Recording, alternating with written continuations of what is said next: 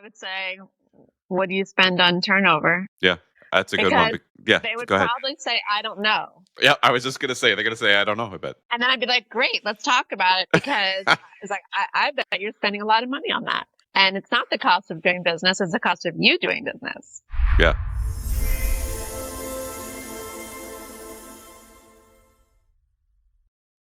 Hi, everyone, and welcome back to Your Customer, Your Success. My guest today is Francie Jain, the founder and CEO of Terrawatt, a B2B coaching marketplace that's helping organizations reduce turnover through expert led group coaching. Francie's mission is to help organizations thrive by cultivating cultures of growth and resilience. She's seen firsthand how connecting the right coaches to the right teams creates long lasting change and saves companies millions in the process. At Terrawatt, she's built something unique, featuring over 80 expert coaches, which enables clients to choose the right fit at rates that outperform traditional panels. We're going to discuss why psychological safety is business critical, how groupthink and burnout could lead to quitting and even soft quitting, and why soft skills trainings is anything but soft. Francie, welcome to the show. Thanks for having me, Gary. Gary, I'm delighted to be here. It's going to be a great conversation. I've enjoyed meeting you, but I've seen some of your podcasts, and I definitely had to have you on because we're talking about this type of stuff all the time here on Your Customer Success, and the employee engagement, the employee experience is critical to everything we are trying to preach here on this show. So let's talk a bit about your company to start it off, if you don't mind, because it might be a little bit new to folks. You've said Terawatt's kind of like Airbnb, so. Can you Yeah. explain your model and how it works and why it's different? Yeah. So when I first introduce Terrawatt to people, I say we're kind of like Airbnb for executive coaches. And people get it pretty quickly because it's really the idea of picking what's right for you. You pick the trade-offs. And so like you can have the world's most experienced coach who's a PhD who's written 5 books, but that person's kind of expensive. Or you can have someone who teaches that content or licenses that content, who's a little bit more affordable. And so you can still get the same content, meaning your employees will still learn the same thing, but everyone has a different rate. And so we let the coaches and the experts on our platform determine their rate. And that's what is really interesting, I think, and unique about Terrawatt is most places that offer coaching, there's kind of like a set rate. They often have a subscription. And according to my coaches, they underpay. So what they can make in the market, just in the marketplace is very different from what Bravely or some of these other groups will offer coaches on the hourly rate. And so what that means is that the real experts and the people who have a real business aren't on those platforms because they're underpaying. They'd rather hire, a social media person or an assistant or, whatever, publicist to get the word out than take a lower rate. And so what we're really just doing is making it easier to find great people and then to also have price discovery, and tailor to your needs. So like we also love to say, we believe in customization at scale. So, we can do large projects and make it super specific to an organization because what our goal is really just solving problems for the employer and the employee at the same time. We're like threading that needle. And so we want to make it as custom as people want it to be. And so that's like our whole model.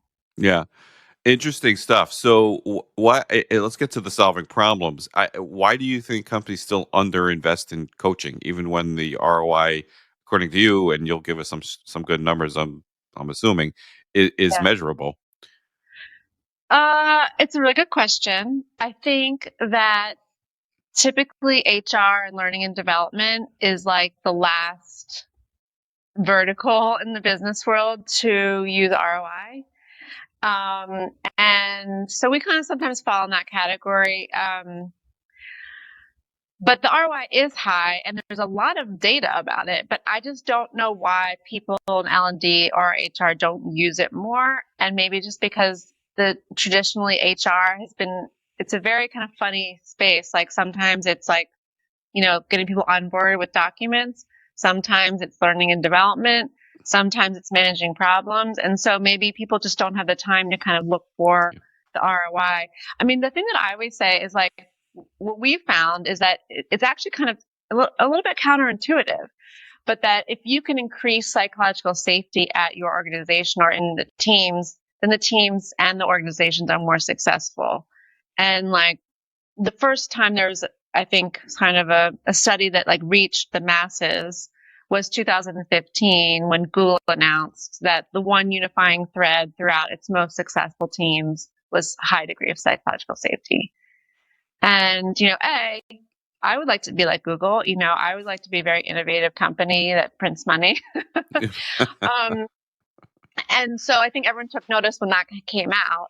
And that was really building on this research by a woman named Dr. Amy Edmondson, who's done a lot of research about psychological safety. And it really just means like there's like a group dynamic that people have, whether it's an organization or in a smaller team, but how other people feel safe to express all their views. Yep. That there won't be retribution or ridicule, whatever, anything negative, right? That like everyone's sort of respected for their view.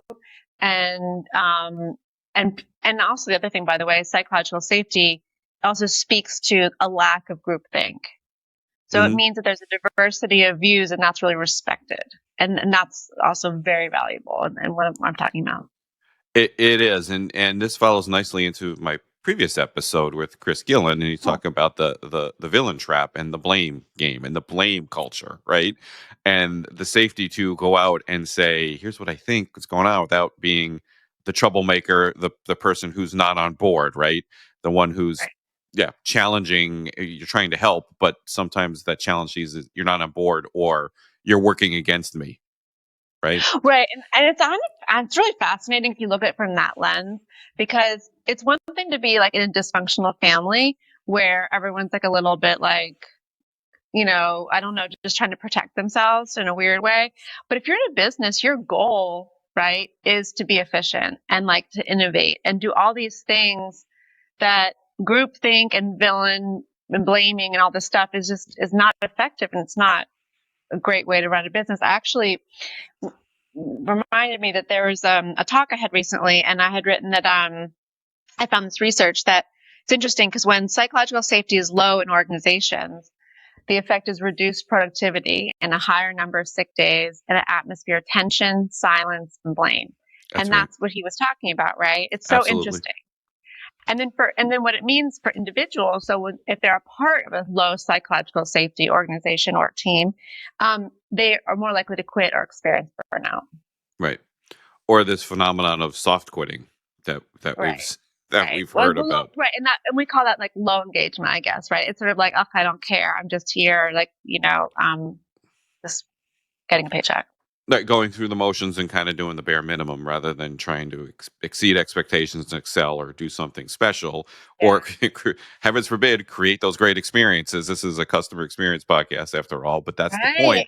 If you have those engaged employees who enjoy their work, it shows, right? Where you go into even if it's a retail or a restaurant, somebody who's engaged and personable and makes if it's just the wait staff or a bartender, or it could be somebody that's working in the store that you're in, it makes such a difference, that approach and that attitude, as opposed to, how's it going in there today? Yeah, it's a job, right?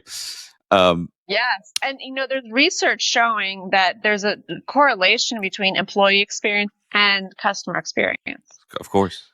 And so that's really important. So like you can't expect to treat people poorly or have a super hierarchical thing where they have no agency and then have like great customer experiences, right, because there's going to be a relationship. And so that's really probably for your audience, what really, really matters is that it's not disconnected, it's integral. Of course. The employee experience. And we talk about that all the time. And I've talked a number of times on the show. I'm repeating myself, but I go into these local stores I've been going to for years, and nobody knows my name. And I don't want necessarily the Norm treatment from Cheers. God rest his soul. He just passed away a couple of weeks ago. But nobody, build that relationship. Like they don't know me, and they don't make that effort sometimes to build that relationship, where there are certain places where they do know me well, in my gym and the trainers and everybody, and they do value that relationship. And so it just makes all the difference in the world. So let's talk about how we can kind of change the thought process a little. We're talked about coaching. Maybe it's seen sometimes as a perk or it's at the end of the line and the necessity. How do we reframe this as a business necessity for executive teams to Yeah. start taking a more active role in coaching? Yeah. So, oh my God, so many things. But like one is pretty much all C-suite people get coaching as part of their compensation, right? They get one-on-one True. coaching with very expensive people. And it's done because if you think about the math, let's say you make the CEO, I'm just going to make up a number, makes $5 million a year. Even if you have a very fancy coach who's making $500 an hour, $1,000 an hour, it's just a drop in the bucket to the salary and the total compensation of that CEO. So that's kind of how people are thinking about it. Like, oh, that's wonderful because we can afford it because it's not 50% of the CEO's salary, for instance. Right. So then when it's like I call it like sophisticated middle. These are people who like really know what they're doing. They've been in the business or the industry for a long time. They really only have industry conferences as professional development. So for those people, how are you developing them? So right? Are you sending them to conferences? And then, what's the average spend for a conference? So you have the conference fee, you have the flight, you have the hotel, you have the food. Yeah. And so and then by the way, like, let's remember what one does at a conference. You sit on your butt listening to people talk. Maybe you make a few friends, but it's super random. It's not, intentional really. And then you come back and, you try to, of course, things are going to be like infused into your life that you learn there, but it's not like a set content where everyone's learning together, everyone's practicing together, they're holding each other accountable, and like it's sort of flowing through the organization. And I think, it's like if people want change within an organization culturally, coaching and group experiences are the way to do it because everyone needs to share in that new thing. Right. Because if they're not sharing it, then it's not going to be infused throughout the organization. Yeah, and I can see how it's specific to you and that company makes a huge difference over the conference, which is a little bit more generic, perhaps, if I have that right. So this sounds just completely fascinating to me. I got so many questions, but let's talk about what kind of results you've seen when clients go this route in terms, especially in terms of measurable outcomes like engagement or retention. Do you have, anything you give us Yeah. as far as tangible Yeah. outcomes?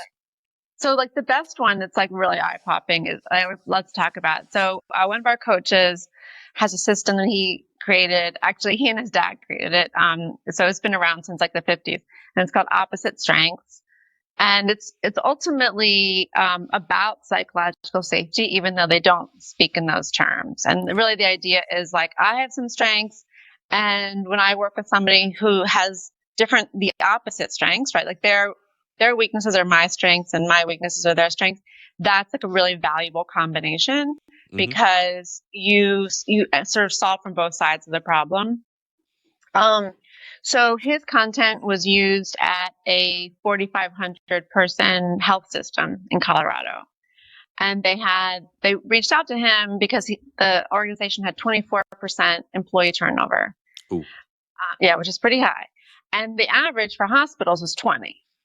And so they weren't even the biggest town in Colorado, right? So then they had like, oh my God, well, so it's not, you can't even like pick up people from like the area. They have to move here. It's a whole thing. Oh boy. So they were really worried about how this is going to go going forward. So they thought, well, let's try to work on culturally, getting everyone on the same page. So they brought in opposite strengths.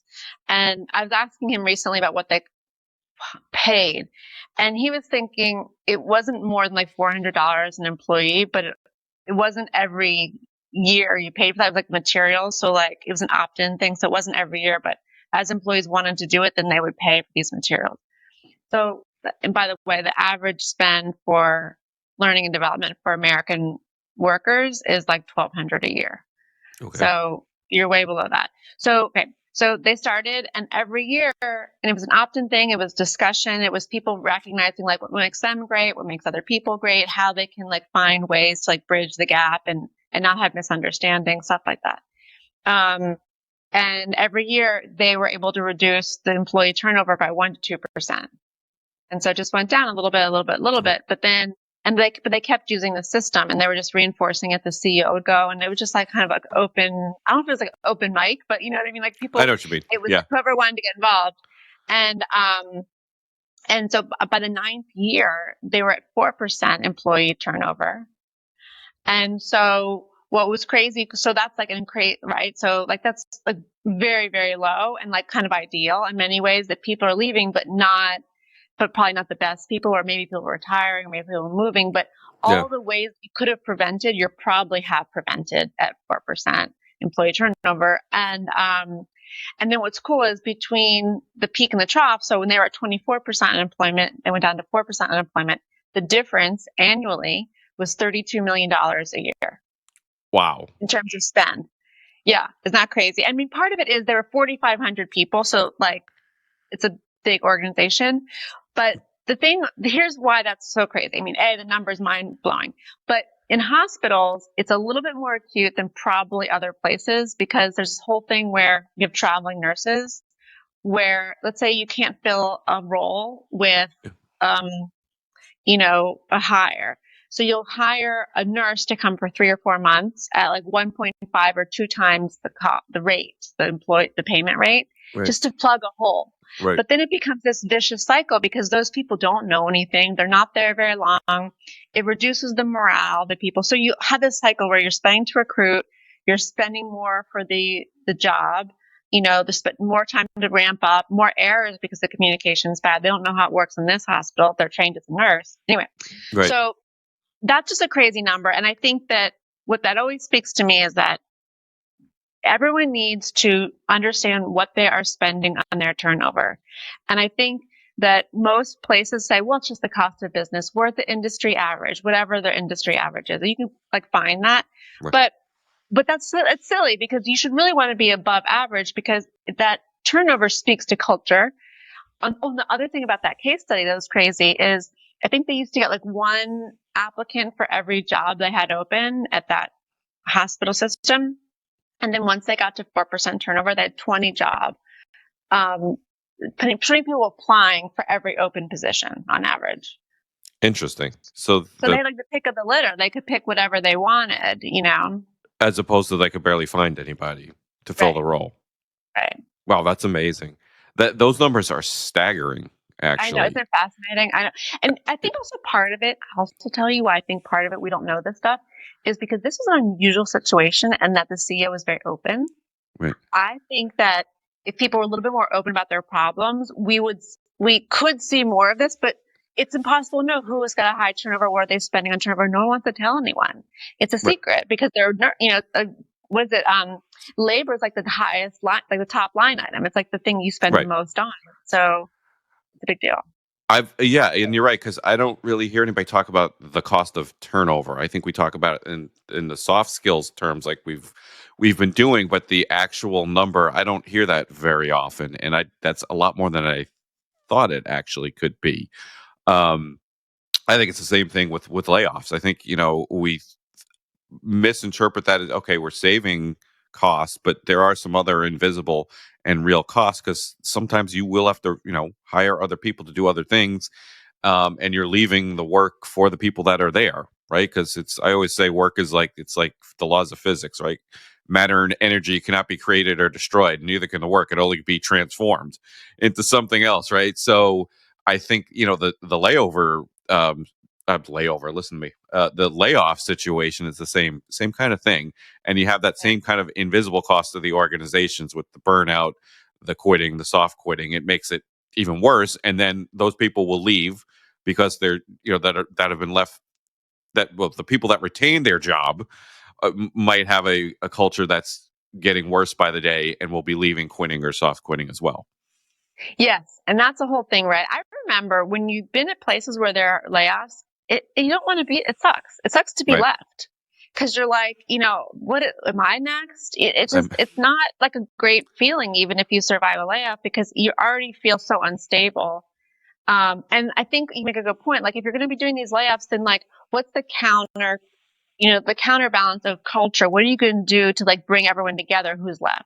And I think just being like, you have your job, lucky for you, yay, go forward. Like that's not a solution, and because people are humans and they have fears and, they work, I read something that said that when you have layoffs, also the high performers will leave because they're like, I can get another job. Like, why do I need to be this like losing ship type? You know what I mean? They want to be a Right. rocket ship, not something that's dying.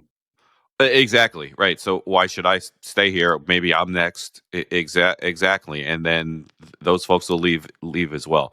So it's all kind of pulls into the same kind of thought process, right? Um, so how do we go about starting this? Like what if a company's unsure about coaching and they're not doing it, what's kind of a good starting point, maybe a low risk starting point to Oh yeah. start considering doing this and adding this to their repertoire, so to speak? Yeah, yeah. Oh gosh, well, there's so many different ways you could start. Like, I mean, I think I always feel like the really low cost way would just be like to buy a few books about psychological safety and make like a book club about it. Maybe even, where Hmm. everyone's reading the same book in the organization. For our stuff, what I really like is just doing almost like a beta where you do like a team and you're able to measure before and after and engagement and like what worked, what didn't work. Um, obviously, like what worked at that organization, that big hospital organization we just mentioned, is that the entire organization was on board.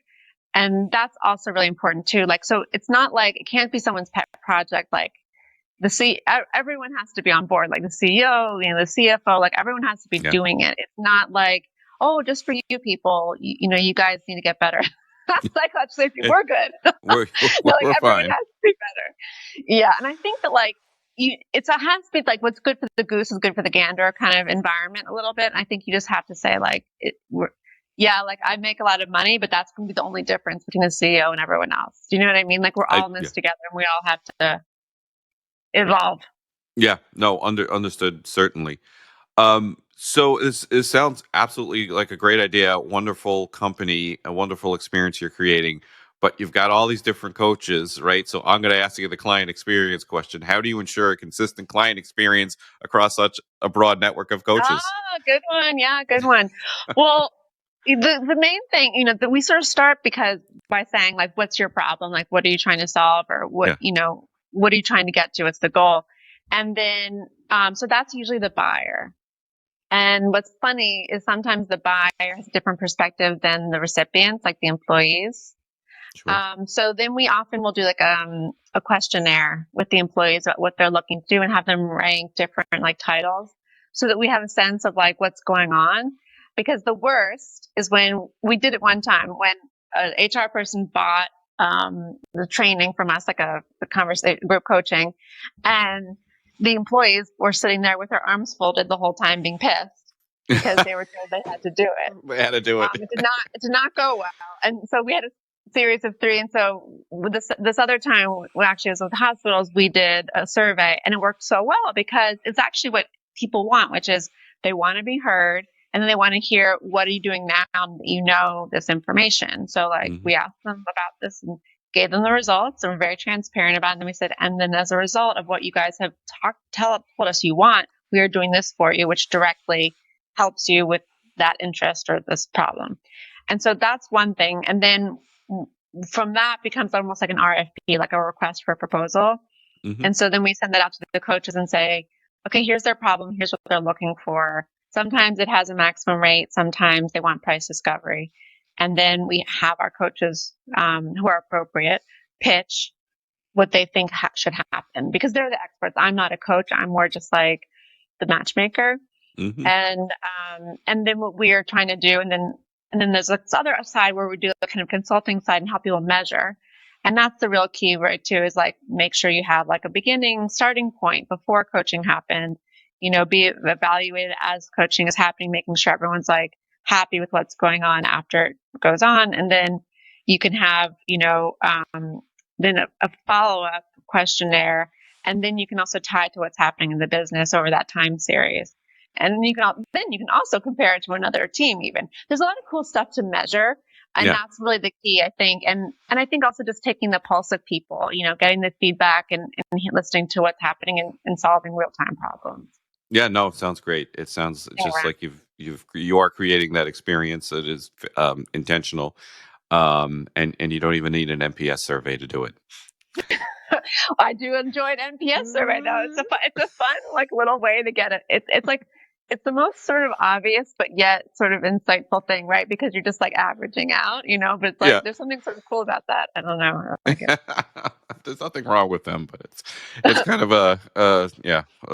they're so overdone, I think. So in the CX community, sometimes there's a little bit of skepticism around them. So Yeah. this sounds like great stuff. I'm going to ask you a fun question as a wrap up to the main section of the interview section.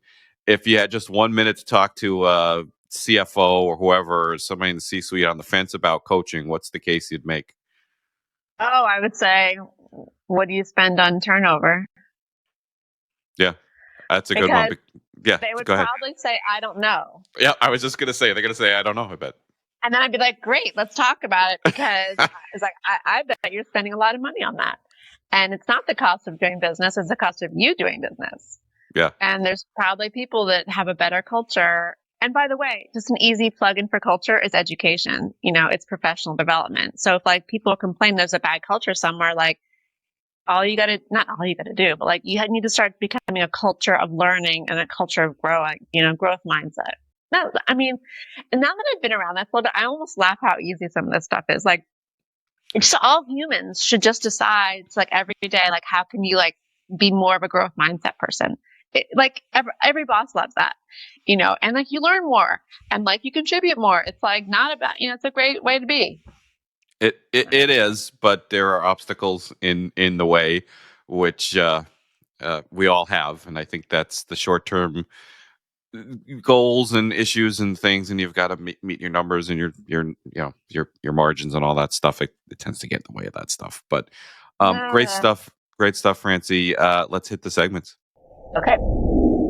Okay, it is time for Does It Hold Water, my favorite segment. This is where I ask my guest to be our resident expert witness for the day. I will read a quote or a piece of thought leadership. They do not know this question in advance, and they will let us know if it holds water or not. Are you ready? Yes, yes. I've got the simplest one yet that I've done of these Does It Hold Water questions for you. It's a simple quote. We all know it. You can't manage what you can't measure. Mm-hmm. Oh, agree 100%. I think actually my new sort of take on that is not only is that true, but there are things that we have assumptions about that you can measure as well. Mm-hmm. And that's what's really interesting in the world. So, like I was at this presentation and there was a question in the audience and they said, well, we have this one employee who is so negative and, just won't get anything, doesn't get anything done and thinks everyone's crazy and we think he's crazy and it's just no meeting of the mind. And I had like an epiphany. I said, well, what if you just like start to measure things that are assumptions, like brings joy to the office? Measure that for everyone, not just that person, but everyone, or helps people with their problems, and like these things that we take for granted. And like, that's a really nice way of bringing up things that you just assume everyone's doing, but it becomes part of the, the biannual review or whatever you're doing. And I just think that it's so true, that expression. I mean, the counter argument, I guess, is like sometimes you just need to like chillax and like just let art flow over you. Right. But I think for business, there's really, if that's what we're talking about, everything that can be measured really should be measured. And I think what C-level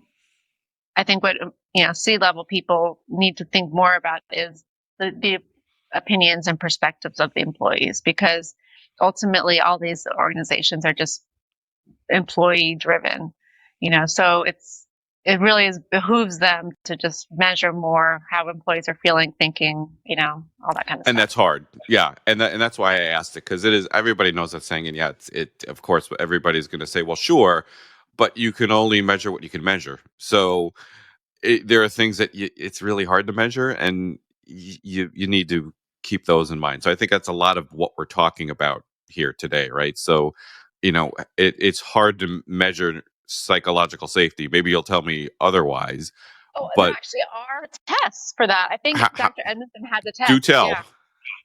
Yeah. I was just looking that up. I'm pretty sure that exists. But the other thing is, I would say is, like, so there's a period where we did a lot of surveying. of the HR community, and we ended up stopping that. But what I learned is that anyone can learn this stuff. Yeah. Basically, what it is you have to sort of get your feet wet, like anything in life.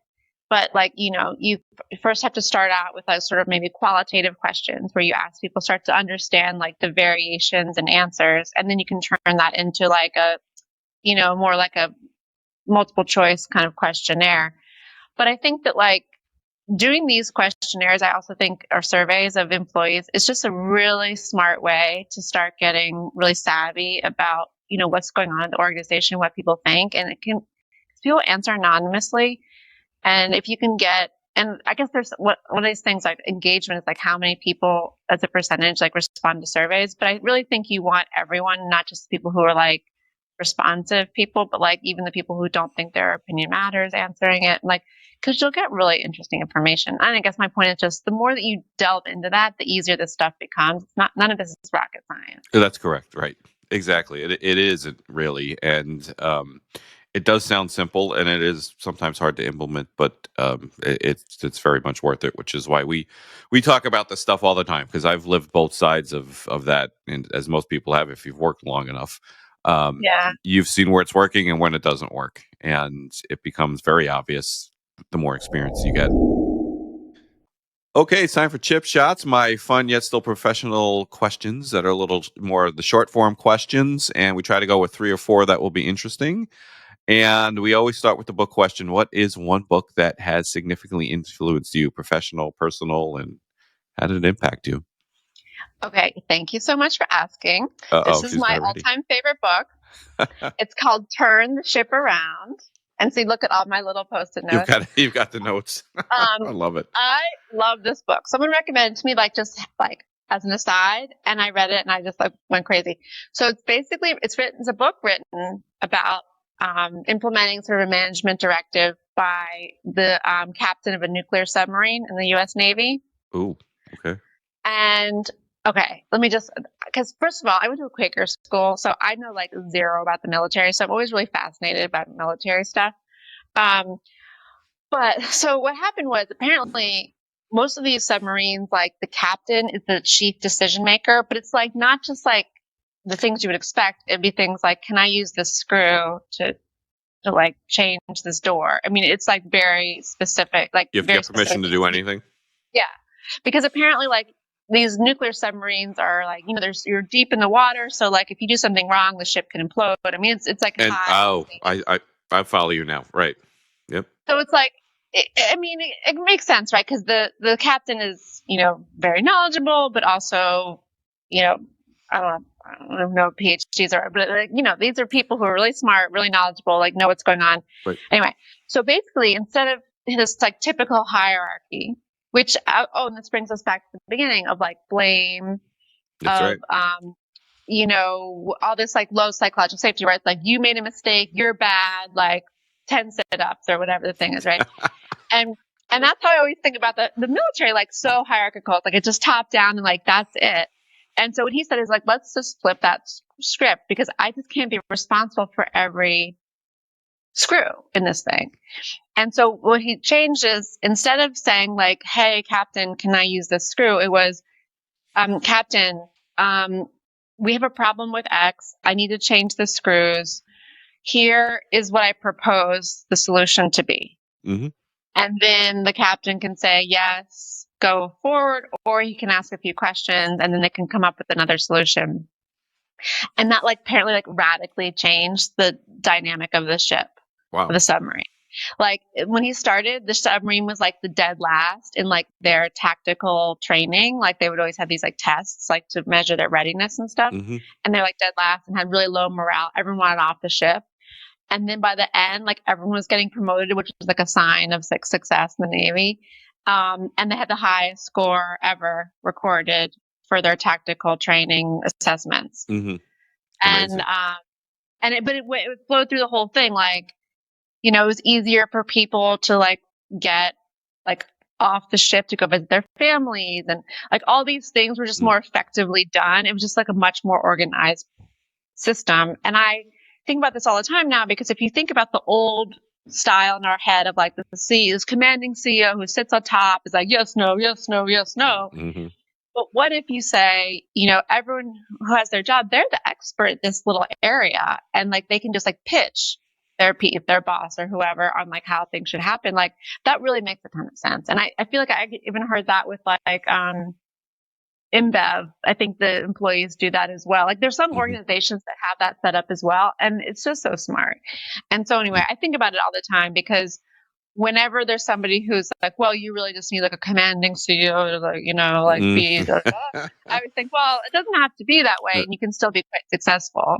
Yeah, that's interesting. Interesting thought. And I never would have thought of it through that lens of a nuclear sub. But yeah, look, I worked in investments and financial services, and I know you had your beginning of your career was with investments, but you do have to have a certain amount of that top down control, right? Because you're dealing with billions of dollars and trillions of dollars a day. And so you do need that. So the tendency is to lean towards that. It has to be this way. You have to have a process. It has to be in place. You have to follow procedures or else. And then when something goes wrong, then you didn't follow the procedure, right? So okay, now do you have to redo the procedures? Do we have to put a double check in or triple check? Or was it just human error? So, I come from that world of very regimented, process driven. Yeah. And so that gets lost in being a client person. That's sometimes where the challenge comes in, right? With like we're talking about in the beginning of the episode with, hey, I got some ideas here, and it's no, we gotta do it this way. So that's an interesting one. Yeah, no, I really like it, and I think maybe I should read that again. But and he tells a really interesting way. I don't know. It's a great book if you're interested in this kind of stuff. That is a great suggestion. Thank you. Yeah. Yeah. All right. I want to ask you the leader one because we're talking a lot about leadership. So if you could spend a day shadowing a leader, a current leader, in any profession or industry, who would it be, and what would you hope to learn? The guy who wrote this book, The David guy. Marquet. Oh, yeah. I'm like fascinated by him. Yeah. I would love to meet him. There was a period where I was like, maybe I'll get him as a coach on the platform, and then I was like, I just don't have that much time to like be like stalking this guy. But I think I think he like speaks, for like companies, and he does like trainings and stuff because everyone wants to do this, right? I mean, like who doesn't? I mean, the results are just incredible, and he had like crazy like numbers too. There was so much more than what I'm saying. But Give him a call. Ask him to be a coach, a guest coach, a guest, a guest star. Why not? That's interesting. Good one. So, let's talk. We just talked about earlier in your career. So it was a little different than what you're doing now. Was there a particular experience or failure earlier in your career that taught you a valuable lesson? Okay, yeah. I think the big thing that I kind of learned, you always relearn it, I think, but it's like the importance of the North Star. Yeah. And like, why you're doing this or why you joined this company or, what your goal in life is, whatever the thing is. But it's just so important to have a North Star because it makes decisions so much easier or forks in the road so much easier. And I use it all the time with Terrawatt because, basically like my North Star is just like growing this company so it can be more self-sufficient, and like that is every decision. And it just really like makes my life a lot simpler because I'm like, okay, well, is what I'm doing now going to make it better for Terrawatt or worse for Terrawatt? Or is this one thing like a bit of a rabbit hole and like it's distracting? And like it's just super clear. And I think that it's the same thing with an organization. Like you join a place, why? Because you really like speaking to people. Okay, well, is this new job helping you speak to people more or less? Mm-hmm. Are you, or it can even be higher than that, right? But like, you believe in the mission of the organization, whatever the thing is. And then if the mission changes or your connection to the mission changes, then you're really clear, like, okay, maybe this isn't the place for me anymore. And I just find that having that North Star just like cuts out so much fluff and indecision, and it makes life a lot easier. That is a great piece of advice and a great way to end this episode. Francie Jain, you have been a tremendous guest. This has been great stuff. Soup to nuts on this one. Why don't you let everybody out there let them know where they can find you and your company? Yeah. So Terrawatt is just our website is terrawatt.co, co no m.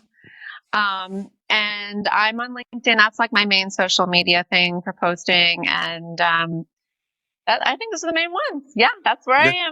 I am. Okay, you got it. There she is. Plenty of coaches to choose from, and I highly recommend it, certainly. And I've learned the value of coaching later in my career as well. Yeah. So please do reach out to Francie if you are interested. And thank you so much for watching Your Customer Success. We will be back with more CX leaders, customer success leaders, and I might even have an investment update with someone coming up soon as well. Maybe a quarterly update.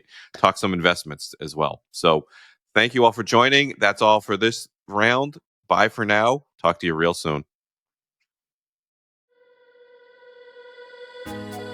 That's a wrap. Thank you so much for tuning in today.